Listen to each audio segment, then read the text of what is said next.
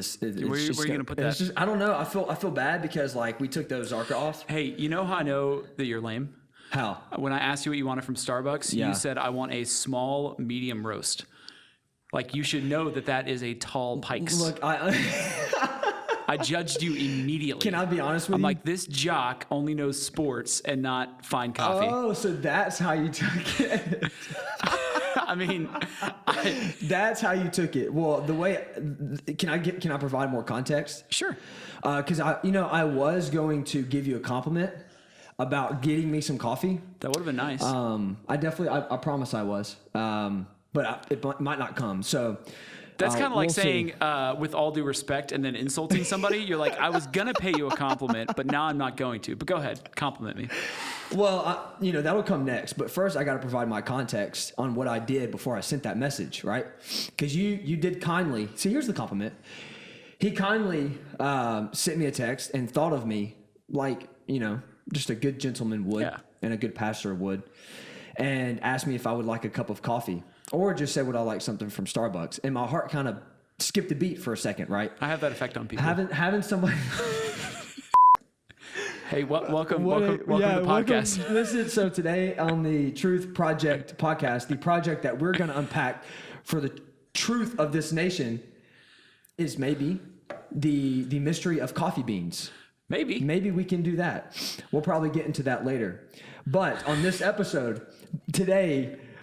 we definitely just want to have fun because one, it's been a while since I've been in here, man. And so it's so good to be back into the podcast studio. The last one we did, I was in Kentucky and it was amazing. I had a podcast. I felt like super like cool because I did like my first traveling type thing. Yeah. And I was like walking around in the airport with my big old little case and people were kind of eyeing me like, what the heck does he have?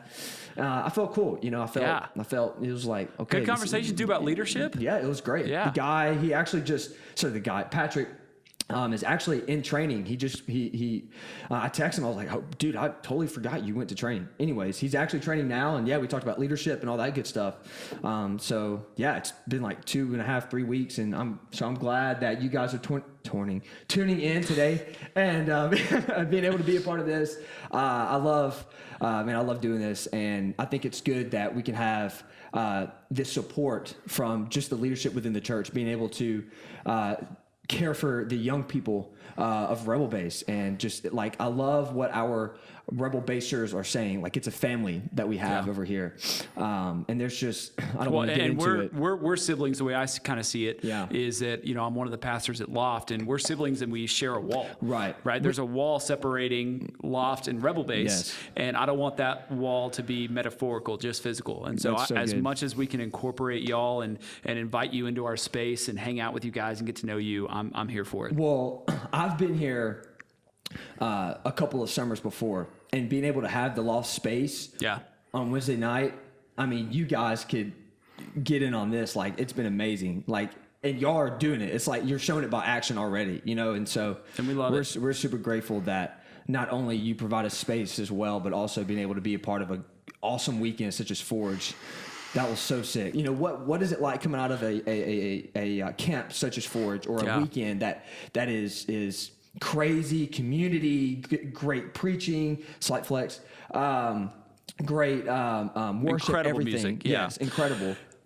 Yeah, so kind of what I talked about was where we landed Forge Weekend was your move. That God's on the move. God is reaching out to us. He's initiating. He's making the first move. And then the question for us as Christians is, how are we going to move back towards Him? Right. And so we landed there on Saturday night, and then I came back Wednesday just to say, look, life and faith is lived in the valley. Yeah. That we can always live on the mountain, but we come down from the mountain into the valley, and that's where true faith formation happens. And so I talked about my wife and I, shout out Alex, shout out Freshman Girls, nice. About how, we get back from our honeymoon, which is amazing, and we're in love, and then we get back to the daily grind, and we start bickering all the time. We start fighting all the time about stuff.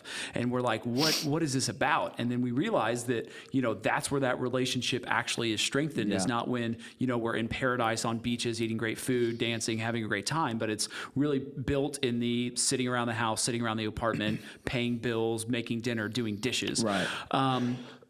So I talked about the three main reasons why I kind of see people, maybe myself when I was younger, reasons why I wouldn't be moving closer to God. Talked about excuses and then Scripture's response to them. So the excuse of I'm too young, the excuse of I'm too busy, and the excuse of I don't know enough, I'm not enough. And kind of broke those down scripturally and what the Bible says about it. So mainly it was, how do you keep going? How do you take that next step? How do you stay on the move while in the valley? Yeah, because I mean, it's hard.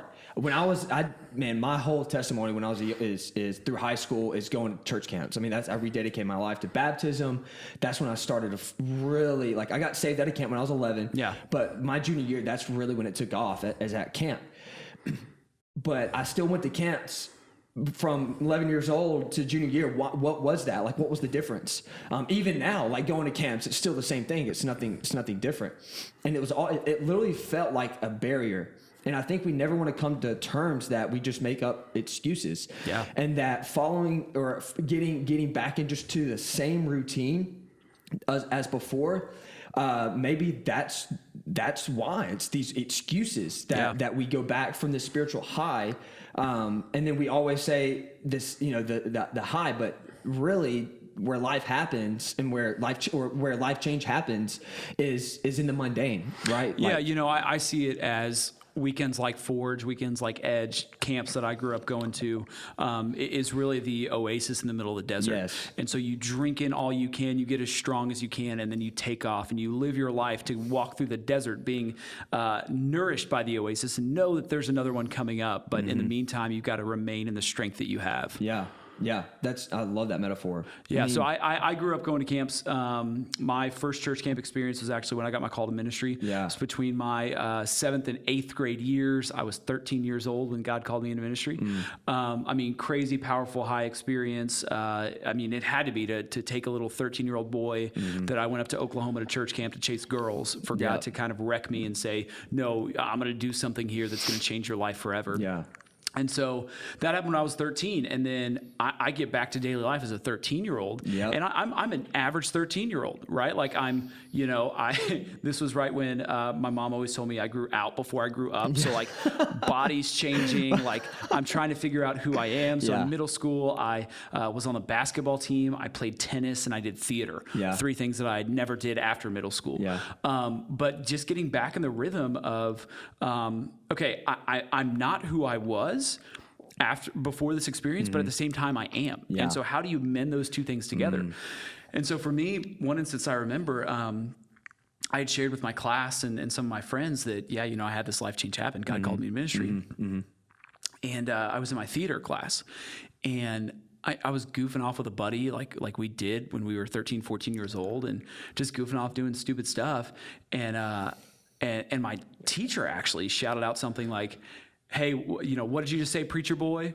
Or something like that. And that was, she meant it. I've got that before too. Yeah. Same thing. Yeah. I can't remember a vivid picture, but. And I just remember that so vividly because on the one hand, like I was hurt by it, but on the other hand, it realized like, oh wait, who I am at camp is who I'm supposed to be forever. Yes. And so it's so hard. And we talked about it, we always talked about that in my student ministry. Like, how do you keep that camp high going? Yeah. And I think the short answer is you can't. As much as you wish that you could. It's a reality, right? Because you're not experiencing worship every day. You're not experiencing community every day. Like you're going to chemistry and you're, in dance class and you're playing on the football team. You're doing all these normal things. You can't surround yourself all the time. And so I think it's incumbent upon us to spill over, to make commitments in camp experiences that will last. Yes. Not a commitment of like, I'm never going to sin again and I'm going to be perfect in all my ways and everything's going to be great, but say like, hey, I realize I need to stay in love with God. I'm going to commit to waking up early and praying. I'm going to commit to praying before my meals. I'm going to commit to telling this person about Jesus, making it very practical so that you can see your growth, right? When you just make kind of vague goals, and I'm sure you're into goals just like I am, but when you just kind of make vague statements, you don't live up to them, because you can't. Right. They're unattainable. Yeah. If you're not, I mean, what's the acronym for goals? Make them Oh shoot! Dude. I know. Yeah, I it's know there. where you're getting but to. You have to make them measurable, and you have to make them specific, and you have to make them attainable. Yep. And I think that's true of our spiritual life too. Yeah. Don't say, hey, I'm going to read through the Bible in the next week. Like you're not, right? But if you say, hey, I'm going to read 2 verses a day, you can do that. Yeah. And I think it's creating those habits. And it took me a long time to learn that, dude.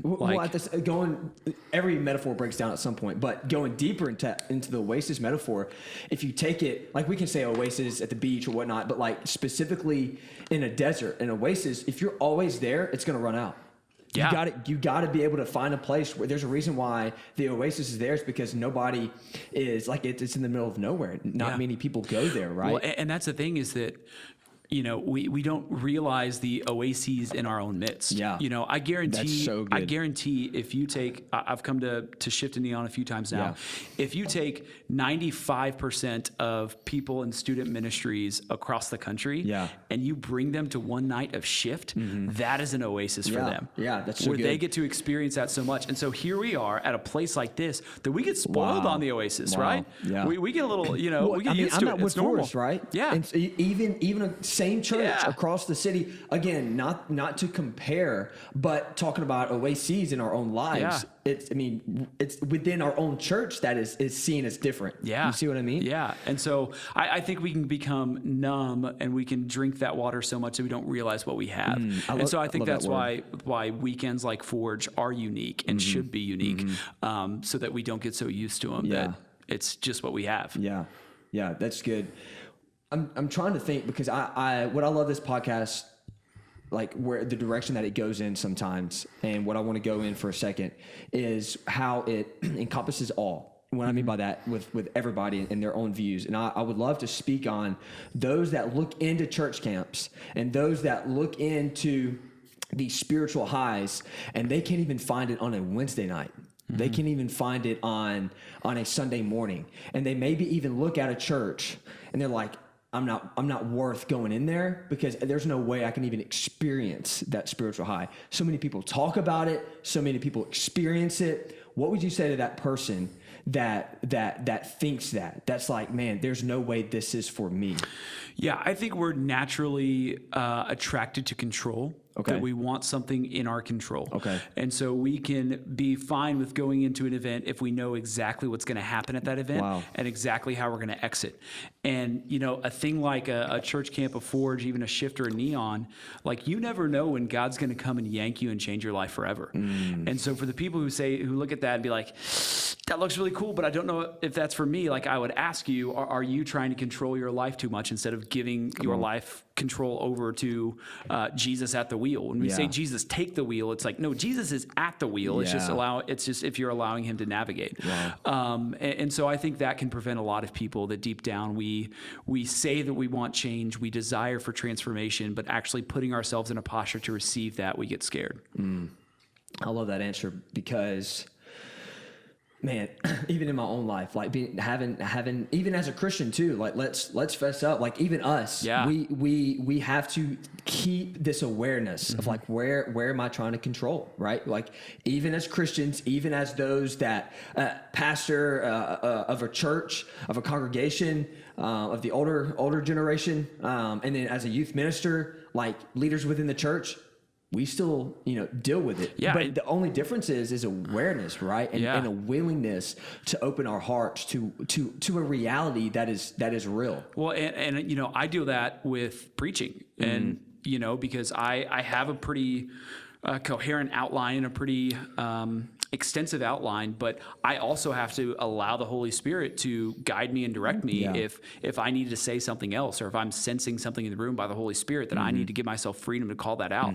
And I think we live in such a controlled minute by minute environment. Sometimes I don't give myself the freedom to do that when knowing that that's just a control thing. Well, so let me make this argument. What if the reason why the spiritual high is so hard because we're so used to being in control? It's so hard to keep outside of a camp. It's because we're so used to being in control, and we were finally, for a weekend or for a week in church, I know Young Life, they don't allow phones. Yeah. And I've literally verbally heard from high schoolers this past summer. They said, I wish I can do this more often, but not once. And I'm not exaggerating. There was one kid that was like, hey, I need to call my mom. Like there were some that were, I need to check my fantasy, you know, but at the end of it all, they were like, I wish I could do this more often. Yeah. Because we're so used to, being in control and having everything at our fingertips that when we finally are able to be in a place where we don't have to be in control, then we're like, man, this is freedom. And I think the hard part too, in just a short weekend like Forge, is that there's almost that transition phase where we have to go through a process of giving up control. So I think back to when I was in seminary, we did a silent retreat. So 24 hours, you can't talk around other people. For those that know me, they're probably like, you wouldn't do that. Me right. And so I remember this weekend distinctly because we had to show up to this retreat center. We had to turn in our phones, our laptops, all of our schoolwork. So this is like in the heart of midterms. Like I just needed to study, and they stripped it all Hold away. up. So, because I want, because there's people in college that listen to this. So Yeah. say that again. You were in. So I was in seminary. So and it was forced. So what part of the semester did you go? Midterm. It was during midterms. And we went on, it was a required spiritual formation, 24-hour silent retreat. And midterms were coming up. So and you had to turn in your work. It was coming up. Like it was. Right. That's what I'm saying. So all your notes, you didn't have anything you could look at. I had nothing. I had my Bible. And so the first half, the first 12 hours was just terrible. And I was angry and I was mad that I couldn't do what I needed to get done. I was following the rules, but I hated it. Yeah. And so it took that transition time of, okay, give up control, to then not have control, and one of the most powerful spiritual experiences I've had. And then just like that, it's over and back to reality. And so I think that's why Forge Weekend and then midterms came. Yeah, exactly. Right. And so I think that's why it's almost hard for just a weekend. We get just a taste of that, and then Monday comes. Yeah. And then culture slams us back. I mean, like head-on collision. Yeah. Yeah. So granted, like we're not saying stop not having spiritual highs. You gotta have them. Yeah, you gotta have them. And also, it's okay to come back on a Monday and feel like it's gone. Like it's not there anymore. Like it's okay. That's a part of reality. Even Forge was that for me, right? Forge was that spiritual high for me. Yeah. Because, we in ministry, day-to-day stuff, we get down in the weeds and we're dealing in, spreadsheets and prayer requests and emails constantly. And then to see all of that come to fruition, that gives that spiritual jolt to us to say, hey, this is why I do what I do. Yeah. People don't realize, man, being in the ministry, I didn't know this. You probably were ready for it more than me because I didn't think I was going to do this. But there's a lot that goes just behind the scenes. Like we don't really get to see the fruit of a lot of the ministry that we get to do. And so we cherish those moments. Absolutely. To see you guys lean in and we get to be there, because usually it's just like, here's this, take it, run with it, and hopefully you guys go to school or go back to your jobs and live it out. Yeah. So and we don't see that. We don't. And so that's a great point. Yeah. No wonder I was filled up so much during Forge. And that's what it was. And so I think even as an adult, I need that. That's why they talk about taking periods of Sabbath. That's why we do things like that, is because, life is lived on the mountains and in the valleys. And if you read throughout the Old Testament, that's the story of the Israelite people. They're wandering around, and sometimes they praise God for his provision. And then the very next chapter, they're angry at God, the take us back to Egypt people. And so knowing that life is a roller coaster, and that's there's nothing wrong with that. That's just how it is. Exactly. What I find very interesting, actually, it's funny we're getting onto this real quick because John Mark Comer, I don't know if you know him, out of Portland. Big fan, great guy. He actually spoke on this on Sunday, and he mentions that a lot of us, when we hear silence and solitude, a place to go to and find rest, we think that we need to go, and it's this enlightened moment of like, meditation and just and like where it's not a battleground. It's we get to go to sleep, or we just kind of chillax and we put on this meditation music. But he argues, not really argument, it's factual in scripture, which I've never heard pointed out before, is they didn't go the like Paul and those that talk about solitude and getting away, they didn't go to the scripture that promotes that type of, I can't really remember, so I'm going to put adjectives in the place of it. But they didn't go to a place that promotes this lovey-dovey, just this chillaxing. Now, granted, silence and solitude does bring that. I want to say that before I say this. What Paul and all of them, what they chose as their direction of what happens in silence and solitude is Jesus in the wilderness when he's getting tempted by the devil. I think it's just interesting that that when we try to control our lives, it is hard to just reflect. And these moments that we get out for a weekend, and that we get to have this moment of separation from what seems reality, but we're actually entering into a new reality of understanding our intimate relationship with Christ. Then when we come out of that, we're like, I don't know what to do with myself. And then boom, the spiritual high leaves. It's because I love that word. It's a process. So I went out about a month and a half ago to, I'd never done this before, but I did a solo overnight, like a little retreat type thing? Yeah, a little retreat by myself. Primitive camp. And so I loaded up a backpack, went out to the Lone Star hiking trail at Sam Houston National Forest. I hiked 6 miles into the woods, and then I was by myself for the night. How far away is that? It's a 25, 30 minute drive. Okay. I mean, it's just right here. Beautiful. And that's, man, and my main thing was I brought my journal, and I'm like, I've always wanted a journal, and I'm a very habitual person. I read my Bible every morning. I pray every morning. I eat the same thing every morning. I do my supplements every morning. I work out every day. I'm very habitual, but journaling has been that one thing that I've always wanted to do, but never been able to. And so I said, hey, if I want to do this thing, I got to get out. And so I got out there, and just the act of journaling and processing things was so, it didn't feel like work. It was that rest. It was that active rest. I love that language.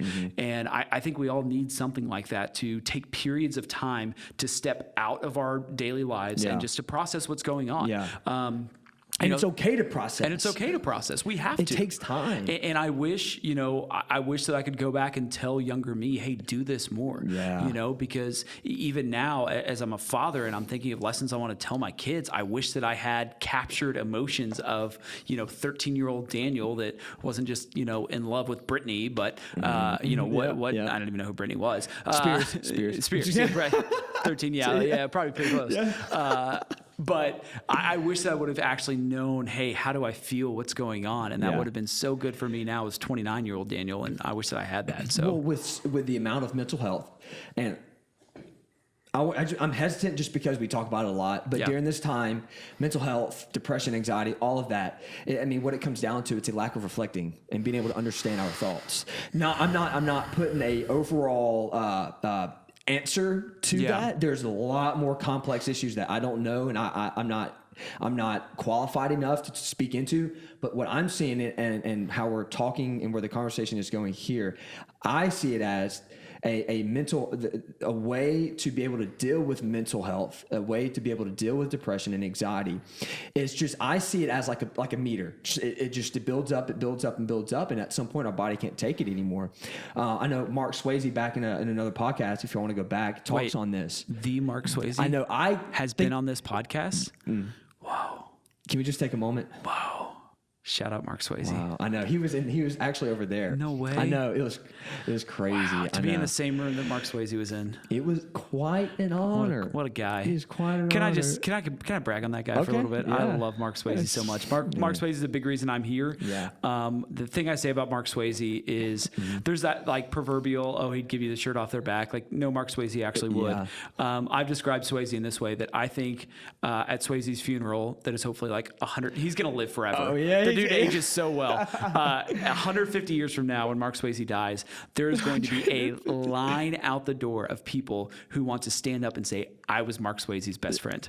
I was Mark Swayze's best friend. I've literally heard that word from people you've probably never met. And that's just, that's just how he is. He is everyone's best friend, and it's genuine, and it's a place, and y'all are so stinking blessed to have that man. Yeah, I know. I just want to hire him as my best friend. I know, it's insane. So go back and watch that because he's pretty legit on anxiety and depression and literally his personal testimony with it. Yeah, He struggled with it. Yeah. It's straight up, and he was super cool because that's why we call him our best friend, because he's so transparent in the right ways. Man. You know, he doesn't. It comes out of humbleness.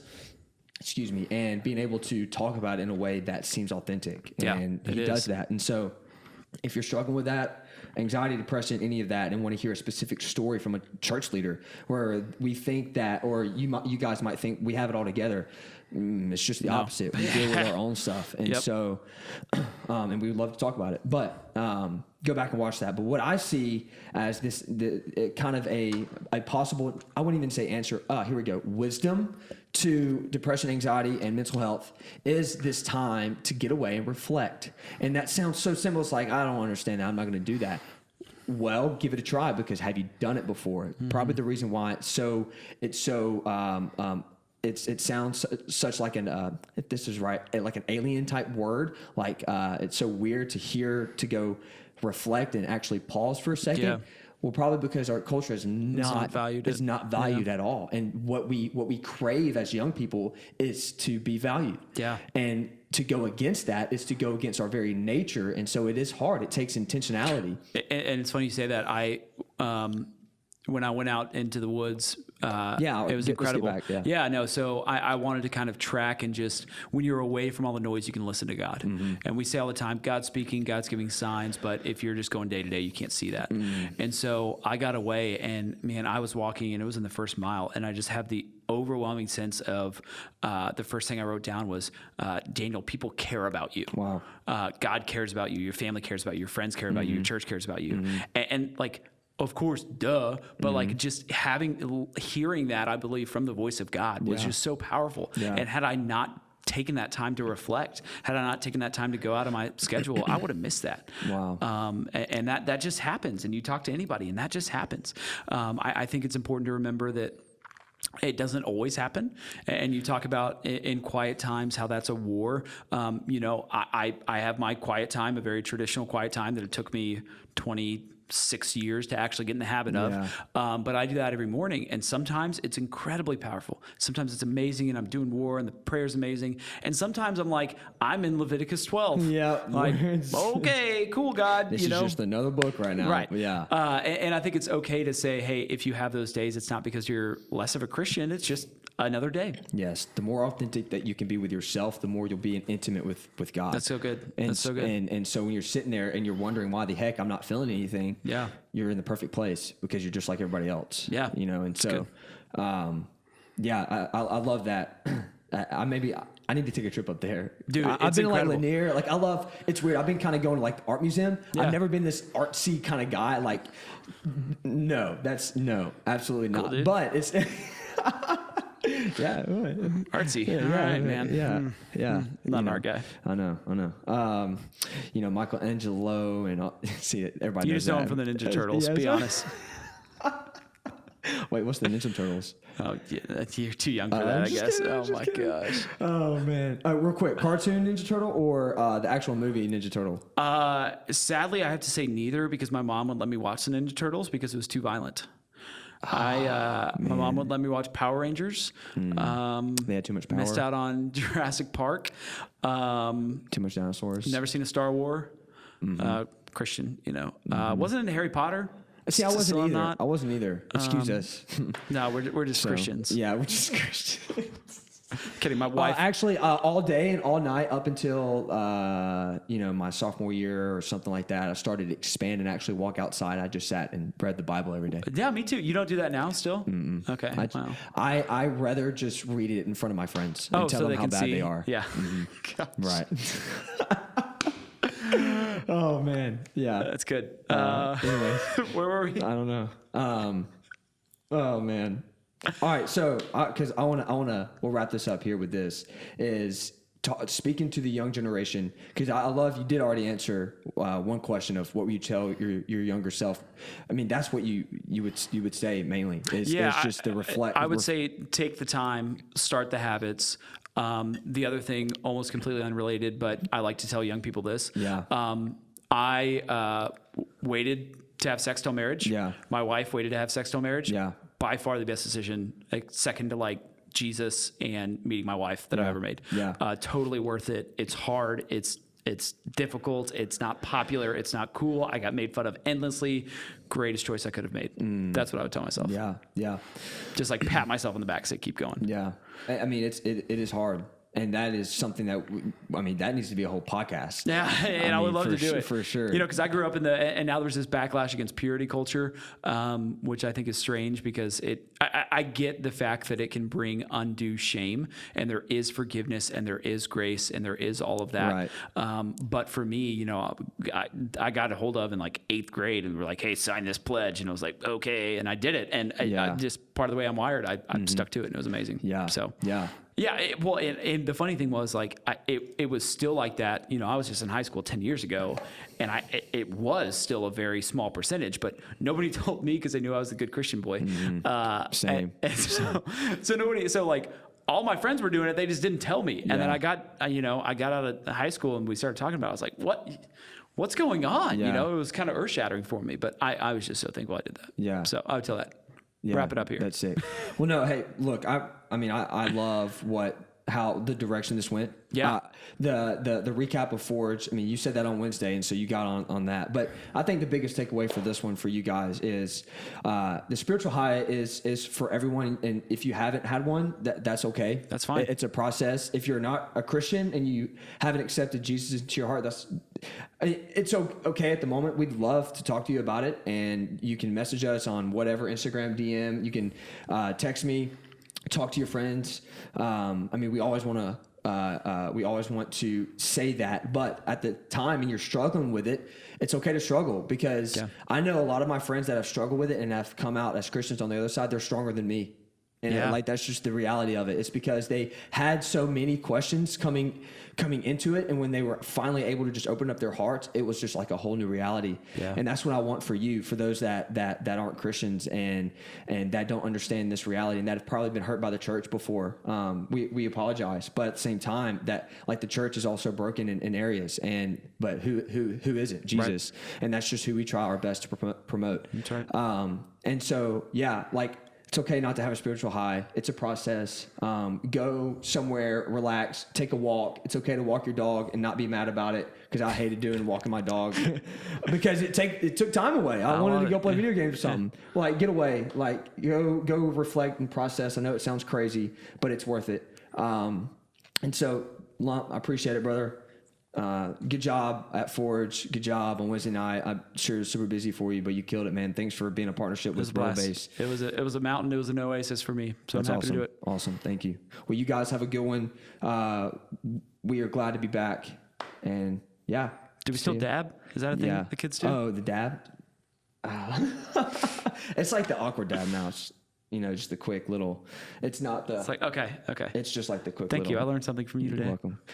Peace.